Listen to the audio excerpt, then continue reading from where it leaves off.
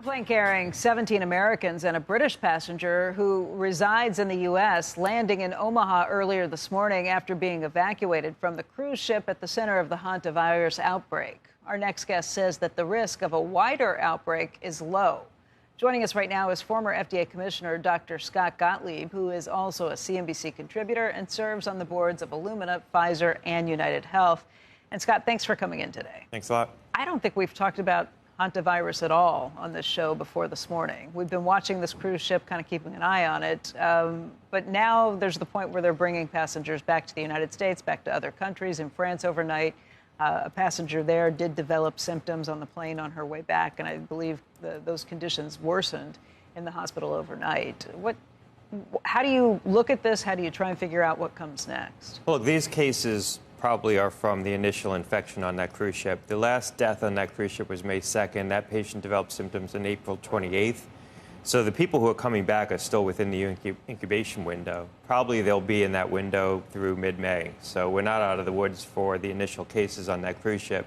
And it's possible that you're going to see more cases among the people who were brought off that cruise ship develop. And I think that's what we've seen overnight with these two Americans, not confirmed yet, but suspected cases among these two passengers. There could be others. What we haven't seen yet is forward spread, people from that cruise ship infecting others who weren't on the ship. There were a couple of circumstances where that might have happened, particularly the flight to Johannesburg from one of the patients who died shortly after disembarking from that flight.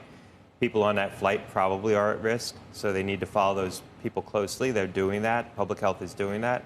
We could see some forward spread. I think net, this is going to be something that public health officials can contain. They're keeping an eye on all the people who are exposed to it, certainly from the cruise ship and the secondary potential infections. So I don't think this is going to get out of control, but we could see some additional cases, particularly from the passengers who are disembarking. I think the two maybe scariest points on this are, A, the 6 to 8 week incubation period where you may not have any symptoms. We don't know what happens over that period of time. The second is the mortality rate. It's 40%, is that right? Right, 40 to 50% case fatality rate. The incubation period could last up to 6 weeks. Typically, it's shorter than that. So I think if you're looking at people from that cruise ship who were exposed, you probably date it to mid-May. That's going to be the peak period and when they might contract symptoms.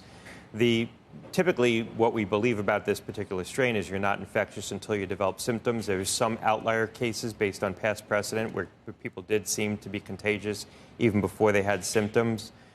We also believe that it requires close contact. Again, there's some outlier cases historically from the outbreaks that we've had where people seem to have spread it over longer distances. So we need to have some humility here. There are these outlier cases, but the vast majority of cases look like they require close contact. It looks like you're not infectious until you develop symptoms. And the progression from symptoms to severe disease is very short. Respiratory droplets or no? Respiratory droplets. Is that how you do? That's how it would be contagious. It doesn't appear to be in most cases airborne. I say most not cases airborne, yeah. Because if you look back at that 2020 New England Journal of Medicine article, which documented one of the outbreaks in Argentina, there were some cases where it appeared to spread over longer distances. Now, those are outlier cases, but we don't know what happens when this gets into a cruise-like setting where it's an easier environment. So 40% mortality for someone 80 or for someone 40? Yeah, look, this does have a predilection for people who have underlying diseases like any other virus, but people who are otherwise healthy seem to succumb to the virus as well. It creates what we call a cytokine storm, so it's an overwhelming immune reaction from the virus like that sepsis. Causes death. Like what you see with, like what you saw with SARS-CoV-2 in severe cases, there are drugs that could be potentially effective. They haven't been used before. I suspect they may try them in these settings. But it's not respiratory. It has a predilection for the lungs. It causes overwhelming inflammation in the lungs. That leads to this overwhelming immune reaction. So it targets the microvasculature in the lungs. You wouldn't have intubators like we did with COVID, or would typically people who become severely ill are treated with ECMO, which is a form of cardiopulmonary support. I see. Scott, while you're here, let's talk about some other issues, too. We've been talking this morning about Marty Makary, the head of the FDA at this point, and some reports last week and then over the weekend that the president was going to relieve him of his duties. The president himself did not go along with that on Friday in the Oval Office when he was answering some questions, said he'd heard about it but was not anyone behind any on this. What do you hear? What do you know, if anything? Yeah, look, someone was putting that out to all the press on Friday, and someone senior enough that the reporters were covering. I don't think people would have put that into the press, multiple outlets, unless they had some substantiation. I don't know the latest status of what's going on at FDA. There's been speculation about potential people who could act in that position. Look, Marty's a friend. I think he's done some admirable things in that role. I think the continued upheaval at that agency is having a detrimental effect. You know, from my perspective, part of the challenge that he faced was the people he put into positions. People like Vinay Prasad at CBER, he put a political appointee in charge of the drug center. When I was there, I had the benefit of strong career leadership in those medical product centers who solved problems and were able to get things done.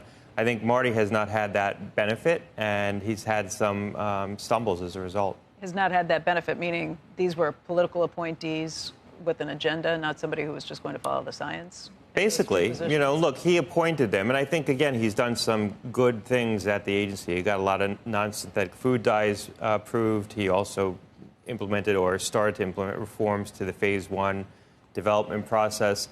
But I think ultimately he has run into obstacles, and the agency has run into obstacles because there's been weak leadership in some of those medical product centers who've made bad decisions. One of them is now gone, Vinay Prasad. The Cedar Center director is still someone who doesn't have prior experience in that role, and I think that that's been an obstacle inside the agency. So Moderna's up a lot, the stock. They're working on it. Why can't they just? Yeah, why look, can't they can't just make it quickly with I will mRNA? say I don't think a vaccine is the right approach to this because there's not going to be enough spread to support a vaccine. If there were. Because there's not enough money in it. It's not. It's. That's what we always come back to money. You wouldn't mass deploy a vaccine. Maybe you would use a vaccine to ring fence an outbreak. In China, they actually have vaccines for this. But they have a different strain. They have upwards of 10,000 cases a year, but it's a much different strain. I think what would be effective here is a therapeutic. So you could see companies like Lilly or Regeneron who developed antibodies against viruses in the past, perhaps being able to develop something here. I think there's also drugs on the market that could intervene on that cytokine storm we were talking about, drugs like tocilizumab, which aren't used in this setting, but potentially could be. So there are therapeutics that might be available, and I think the optimal circumstance would be if a company could develop an antibody that directly targets the vaccine, that virus that could be used as a therapeutic, not a vaccine. Can we handle sepsis now? Remember how hard we tried to find? I remember Synergen and Seneca. Yeah, it's not sepsis; it's cytokine storm. I know so that, but sepsis can cause a cytokine storm. So the same way. there are interventions to treat cytokine storm. So, for example, patients who receive CAR T therapy will sometimes develop a cytokine storm. In that setting, they use anti-IL-6 drugs like tocilizumab to mitigate that. So, could that be effective here? Typically, it's not used. ECMO is used, supportive therapy. If patients get into good care settings, the survival rate's upwards of 80%. At this Nebraska facility where they're being taken, they'll know how to handle this. Can we talk about flavored vapes? That's been another area that... Flavored vapes. Yeah. Marty Makari's come under pressure for not doing it as quickly, bringing these products to market as quickly as some of these vaping advocates would like. You're somebody who looked at that and said, wait a second, we should not be doing any of these things because it's marketed to kids. Yeah, look, the concern was the marketing to kids and Juul at the time. These could be good products for currently addicted adult smokers to help them quit tobacco. It also could be good products for adults who want to get access to nicotine but don't want to consume the products of combustion. Because after all, the death and disease from tobacco comes from the products of combustion, not the nicotine itself. On Friday, they announced a policy of enforcement discretion that's going to allow all the vaping products and the nicotine pouches that are currently under review at FDA to come to market. That's going to be hundreds of new vaping products. This was announced late in the day Friday. I think it wasn't widely covered because people were chasing the story about Marty's potential departure.